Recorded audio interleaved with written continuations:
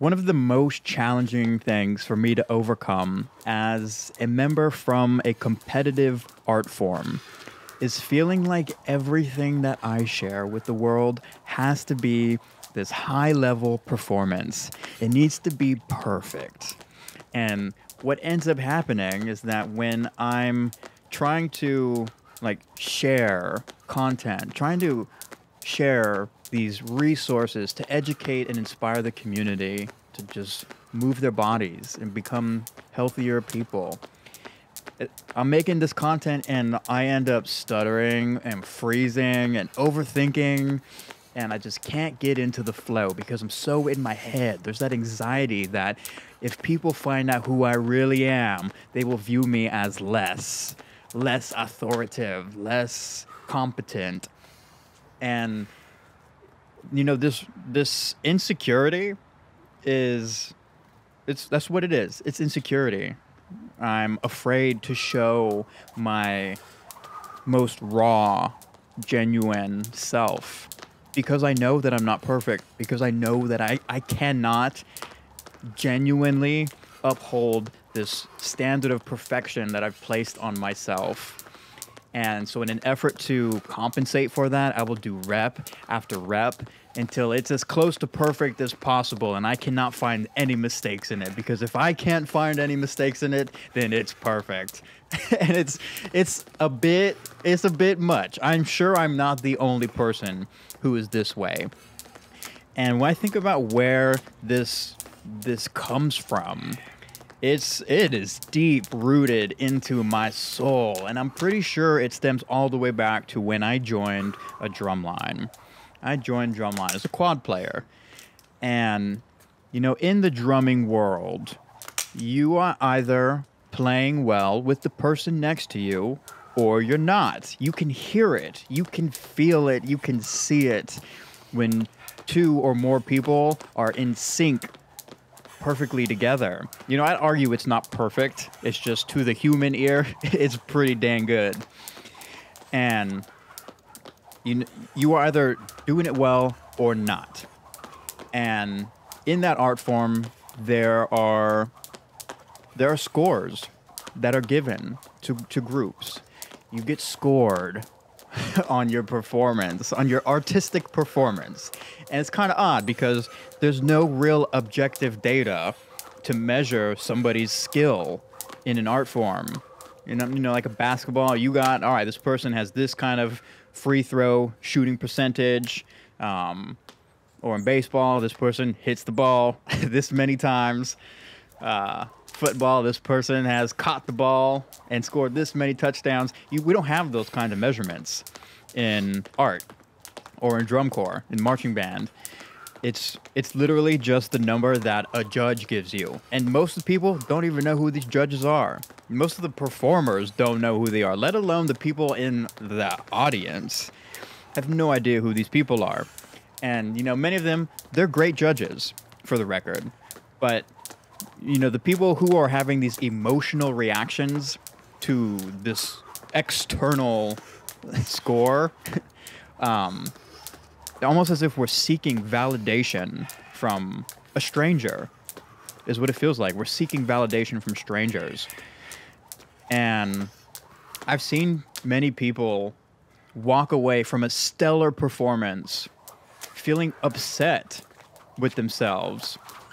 They're putting their equipment away and they're upset. And I've been there too. They're upset because the number that they got was lower than they expected. And now the sense of self-worth has gone to trash. Or if you get a really good score and you win and you're sitting on top of the world for that night at least. Why do we seek validation from strangers? We know if we did well or not. We don't need someone else to tell us if we did well. But I feel like that is where my insecurity comes from. And one thing that has helped me get over that, and not necessarily completely get over it, but it's helping me recover, is learning to jump rope. because when you're learning a new skill, you are going to look clumsy. It's a little embarrassing. It's humbling, to say the least. And you have to go through that discomfort in order to reach the next level. And people don't like to be seen failing. And that's okay. I don't think that's anything to be ashamed of. It's natural. We're human. We don't want to look like we're messing up all the time. Everyone wants to be looked at as skillful and competent with what they do. But when you're jumping rope, you're going to fail over and over again. And you can try your absolute hardest to make something happen, and you still fail at it. And I feel like jumping rope has made me a better instructor because of that very reason. I have experienced trying 100% focused as best I can to just do like a crossover or something. And I whip myself in the shins. I fail. And that lesson that if I can try my absolute best to do something and still fail, how is it fair to hold a student to a different standard where they're not allowed to make those mistakes? And there was a time where I used to get triggered by mistakes.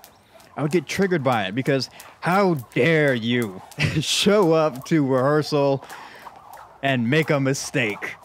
It's kind of silly, but back then I was just overly competitive. And I think it's just because I didn't love myself enough to be okay with other people making mistakes, almost as if my own validation depended on the success of the groups I was in or the groups I was teaching. That's not healthy. That's not a reason to teach. And, I've had some outbursts too from that problem that, I'm not too proud of. But, time goes on and we live and we learn. And definitely made a couple apologies. And the first step towards resolving a problem, the first step towards fixing a problem is accepting that you've got a problem. So by learning to jump rope and placing myself in the shoes of a beginner, I've learned a lot about the process of skill acquisition. It's easy to forget what it feels like to learn something because it's comfortable to just keep getting better at something you're already good at. Like, I could keep just working on my drum skills because, I'm comfortable with it. But to start from ground zero somewhere else and have to work through that beginner clumsiness, it's humbling, let me tell you. And I will say that by jumping rope, it has not only helped me become a better instructor because I'm more understanding and empathetic of failure and mistakes. It's also helped me grow as a person because I understand that there's a process to learning anything. Anything we learn is going to have a process to it. And it's okay to start at the bottom. There's no shame in being a beginner. There's no shame in looking a little clumsy. If you can learn to jump rope, I believe you can learn to do anything. You understand that skill acquisition is just a process. You'll have good days, you'll have bad days, you'll have days of triumph, days of just painful whippings.